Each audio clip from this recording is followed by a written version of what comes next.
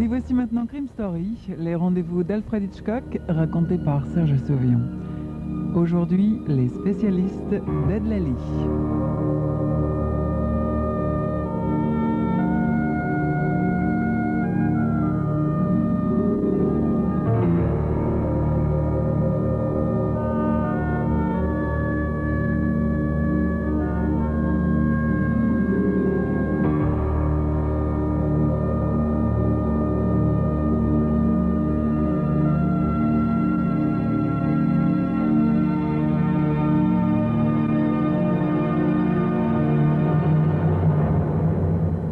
James Warren était à la fois sophistiqué et dynamique.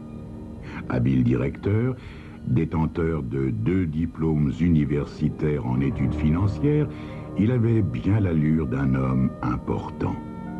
Grand et encore svelte pour ses 56 ans, avec des cheveux argentés coiffés en arrière au-dessus d'un visage énergique.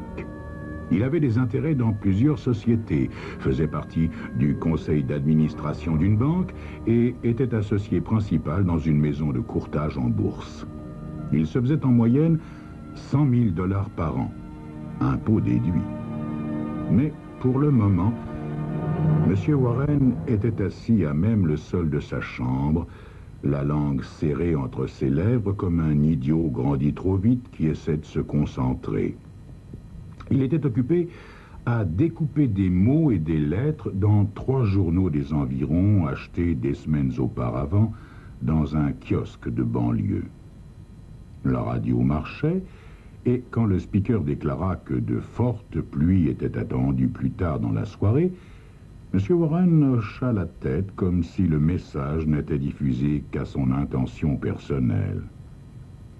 Il colla les mots découpés dans les journaux sur un morceau de papier d'emballage grossier qu'il avait ramassé dans une poubelle 10 jours plus tôt, et il obtint finalement un texte ainsi libellé. « Monsieur Warren, nous avons pris votre femme. Prévenez la police et elle est morte. Attendez nos instructions et tenez prêt $50 000 en petites coupures usagées. Pas d'entourloupette, ou nous tuons Maddy. » Warren tint le billet à bout de bras, l'examina sous tous ses angles en se demandant s'il n'avait pas un peu exagéré le style fruste et les fautes d'orthographe, mais il conclut que le texte était parfait à cet égard. Warren avait passé près de 4 mois à imaginer un moyen d'assassiner sa femme. Il prit une enveloppe achetée dans un prix unique et, utilisant les lettres et chiffres découpés dans les journaux, il colla son nom et son adresse dessus. Il inséra le message, colla un timbre sur l'enveloppe, mit la lettre dans un mouchoir de poche neuf. Il récolta les morceaux de journaux, les débris du papier d'emballage, les ciseaux et la farine dont il avait fait la colle et les mit soigneusement dans un sac en papier qu'il plaça dans son attaché-caisse. Puis, il resta immobile au milieu de la pièce, scrutant chaque pouce du tapis. Après avoir lavé à fond le verre dans lequel il avait mélangé la colle, il se doucha, se rasa, s'habilla rapidement et sortit. Il était 6h10 et le ciel était déjà couvert et assombri par des nuages de pluie quand il se dirigea vers le bureau de poste central. Là, il dénoua le mouchoir et fit tomber la lettre dans une boîte.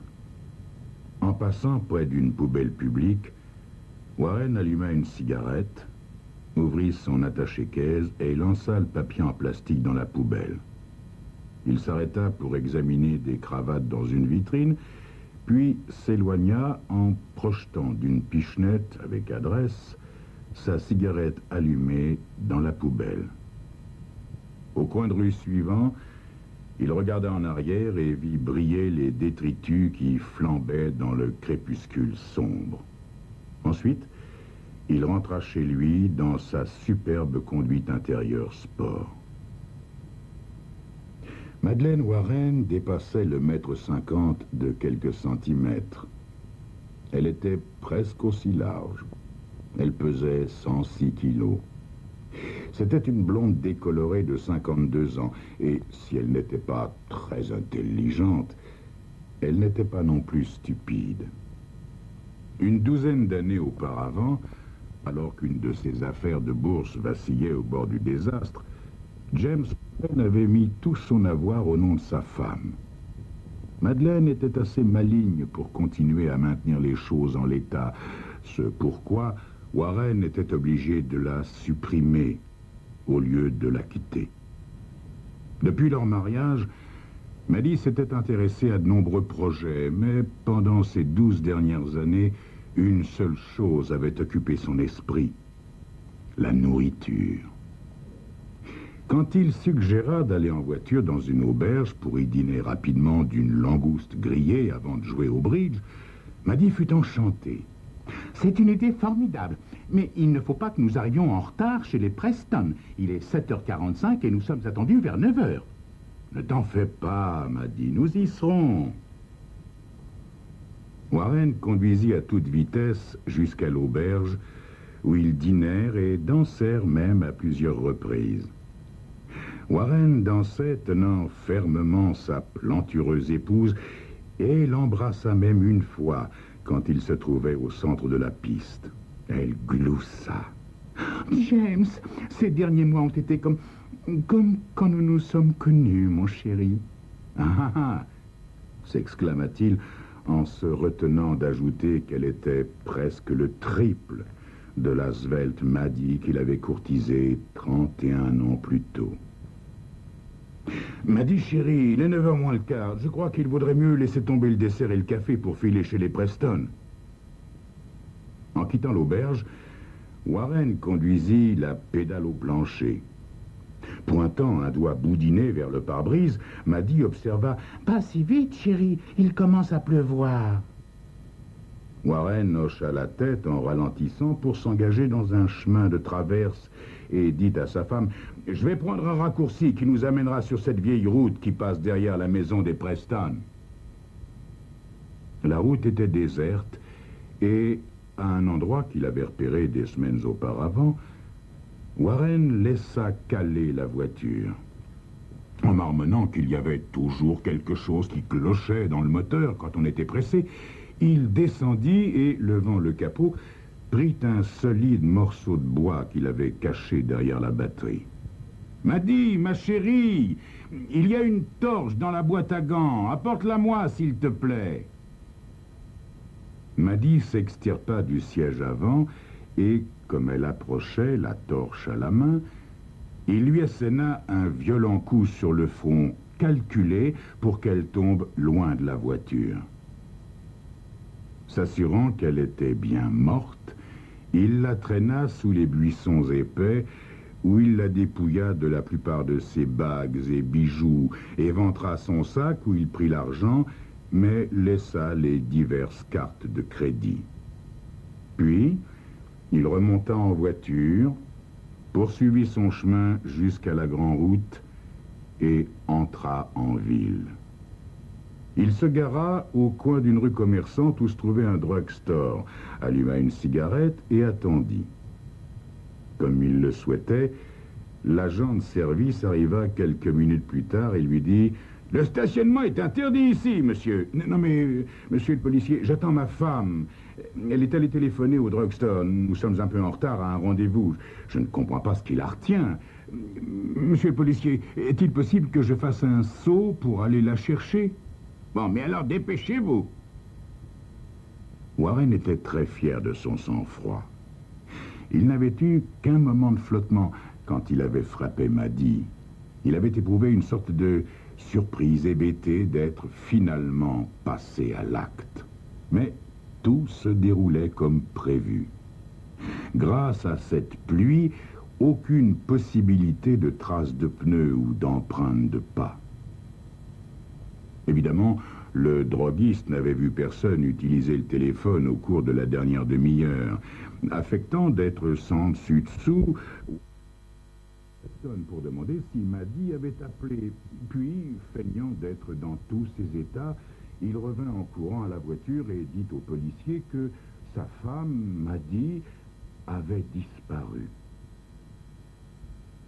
Assis dans la triste salle du commissariat, jouant le rôle du désorienté, Warren eut du mal à ne pas sourire devant le lieutenant de police qui téléphonait aux hôpitaux. Le policier ressemblait exactement à la caricature du flic un peu bébête de la télévision.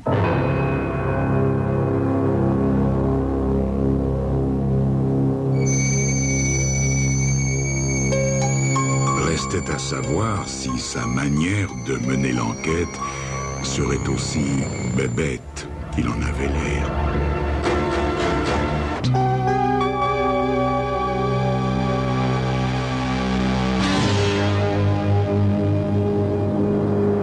Six mois plus tôt, Warren avait engagé une nouvelle secrétaire, Janice. Janice avait 22 ans, elle était vive et d'une beauté provocante. Mais après 2 rendez-vous dans un motel, Janice lui avait déclaré qu'elle ne voulait pas d'une idylle clandestine. Elle exigeait le mariage. Warren savait bien qu'un divorce était impensable, mais l'idée de perdre Janice était aussi impensable. Il lui dit de patienter.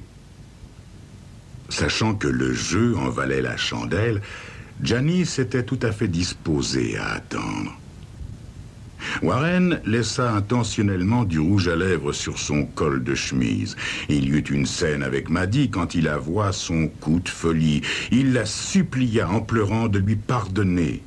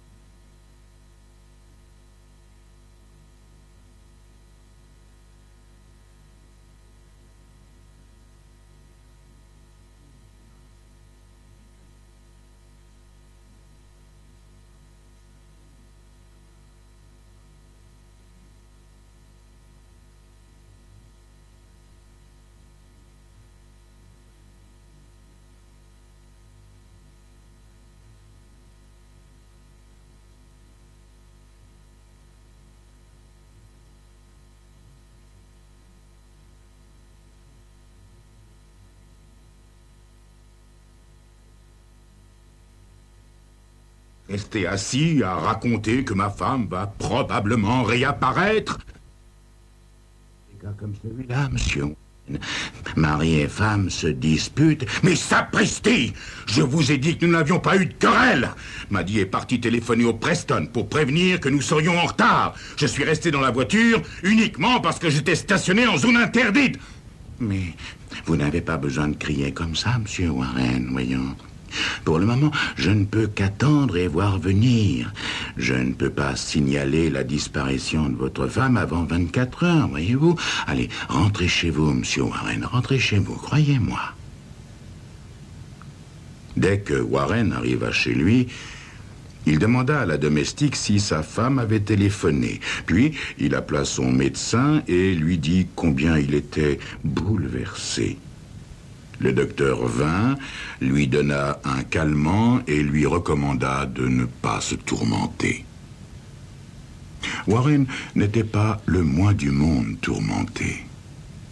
Il s'assoupit, en rêvant aux formes délicieuses de Janice. La domestique le réveilla en le secouant et lui annonça qu'il était 10 heures passées. Warren partait habituellement au bureau à 9 heures. Même encore dans les brumes du sommeil, il eut assez de présence d'esprit pour demander « Est-ce que Madame Warren est rentrée? Est-ce qu'elle a téléphoné ?» « Non, monsieur. Madame Madeleine n'est pas revenue, elle n'a pas appelé non plus. Le courrier est arrivé.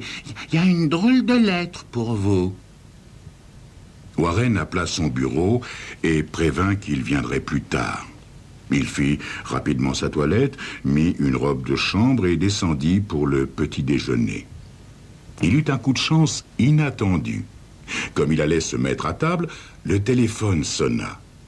Une voix d'homme déclara « Il s'agit d'un contrôle !» Warren l'interrompit en appuyant sur le cliquet de l'appareil, puis s'écria « Quoi? Qui était l'appareil ?» Il était toujours debout, le téléphone en main, jouant la stupéfaction lorsque la domestique entra avec son jus d'orange. Il lui dit « Non mais c'est bizarre, écoutez, un homme a dit « Attendez chez vous, je rappellerai » et il a raccroché. » Tout en sirotant son jus d'orange, il examina le courrier et jeta un cri en ouvrant la lettre, sa lettre. Il appela la police et, au milieu de ses explications, raccrocha brusquement. Dans les 10 minutes qui suivirent, 3 policiers, dont le lieutenant Marciano, étaient là. Ils examinèrent le message, questionnèrent la servante et la femme de ménage. Warren, quant à lui, était assis, visiblement en état de choc. Comme il l'expliqua au lieutenant Marciano, « J'ai raccroché parce que j'ai subitement réalisé que... Oh, mon Dieu, je n'aurais pas dû vous téléphoner. Pensez-vous qu'ils surveillent la maison, qu'ils savent que j'ai appelé la police? Ils disaient qu'ils tueraient ma femme si je me mettais en rapport avec la police. » Non, mais vous avez bien fait de nous appeler, monsieur Warren. Nous avons branché une table d'écoute sur votre téléphone. Nous allons enquêter sur tous vos employés, anciens et actuels. À propos, est-ce que l'homme qui vous a appelé parlait avec un accent? Est-ce qu'il y avait quelque chose de bizarre dans sa voix? Non, non, lieutenant, non. Pas d'accent, non. J'étais, pour ainsi dire, encore presque endormi, voyez-vous. Sur le conseil de mon médecin, j'ai pris un calmant hier soir. Oui. Monsieur Warren, avez-vous dit « allô » pour commencer? Avez-vous dit quelque chose? Non, je ne crois pas, lieutenant, non. J'ai simplement décroché le récepteur avec l'espoir que ce pouvait être Maddy. Et l'homme a commencé à parler. Lieutenant, je vais téléphoner tout de suite à ma banque. Je vais faire préparer l'argent de la rançon. Lieutenant, comprenez bien ceci. Je vais payer la rançon. Quand ma femme sera revenue saine et sauve à la maison, vous ferez ce que vous voudrez. Mais pour l'instant, sa sécurité avant tout. D'accord, monsieur Warren, d'accord. Mais mieux vaut agir selon les données de l'expérience, voyez-vous. Nous nous préoccupons de la sécurité de votre femme, nous aussi, mais autant que je vous parle franchement, même si vous payez, ce n'est pas une garantie que Madame Warren vous sera rendue vivante. Mais leurs lettres, lieutenant, ils disent que si je paie, on ne lui fera aucun mal. Monsieur Warren, il faut que vous vous mettiez à la place du kidnappeur. S'il finit sur la chaise électrique, l'argent de la rançon ne lui sert pas à grand-chose, n'est-ce pas? Quand la victime est d'âge à identifier les kidnappeurs, il y a des chances, si je puis dire, qu'elle soit tuée, que vous ayez payé ou non. Le cadavre de Madeleine Warren fut découvert au début de l'après-midi par des gamins qui jouaient près des buissons. L'affaire fit la une des journaux du soir. Le lieutenant Marciano, revenu à 5 heures de l'après-midi pour relever le policier en faction dans la maison des Warren, dit au veuf éploré « Monsieur Warren, je voudrais que vous veniez en ville répondre à mes questions. » Franchement, lieutenant, je ne suis pas en état de parler ni de... Cessez de jouer la comédie, monsieur Warren. Je vous arrête pour le meurtre de votre femme. Il n'y avait aucun faux semblant dans la bouche béante de Warren ou ses yeux écarquillés par l'incrédulité.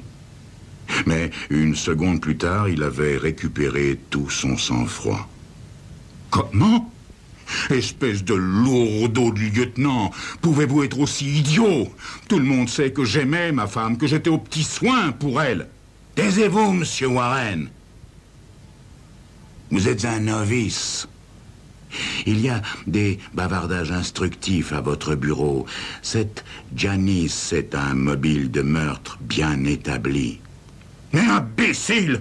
Demandez à la domestique. Tenez, je vais l'appeler. Elle vous dira que ma femme était au courant de mon unique écart de conduite et qu'elle m'avait pardonné. Allons, monsieur Warren, allons. Pourquoi continuer à jouer cette comédie ridicule? Le laboratoire a examiné votre lettre. La salive utilisée pour coller le timbre est identique à la vôtre. Le visage blême de Warren parut se contracter, comme il balbutiait intimide. Mais c'est impossible, voyons, lieutenant. J'ai collé le timbre avec de... Les mots s'éteignirent tandis qu'un léger sourire naissait sur les lèvres du lieutenant Marciano.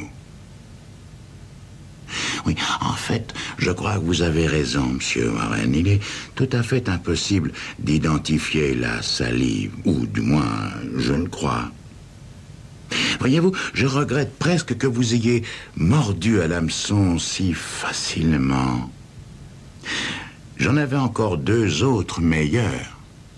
Tenez, prenez ce prétendu appel téléphonique. Un perfectionnement de détails vraiment stupide de votre part. L'appel venait trop tôt et n'avait pas de sens. Un artiste du kidnapping se serait au moins assuré que c'est à vous qu'il avait affaire. Vous avez commis une absurdité de taille dès le départ, voyez-vous. Tenez, cette lettre, ce n'est même pas un travail de mauvais débutant. Voyons, monsieur Warren. Un kidnappeur aurait écrit Madeleine ou Madame Warren, mais surtout pas Maddy. Je suis bien sûr que vous avez réfléchi à tous ces détails. Oh, je ne doute pas que vous étiez sûr de vous.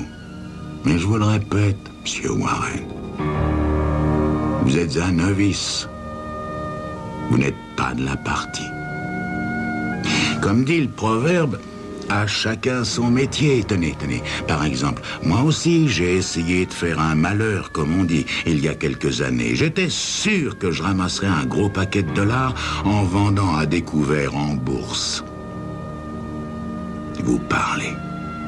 J'ai perdu 300 dollars en un après-midi. C'est ma femme qui en faisait une tête. Elle m'en parle encore.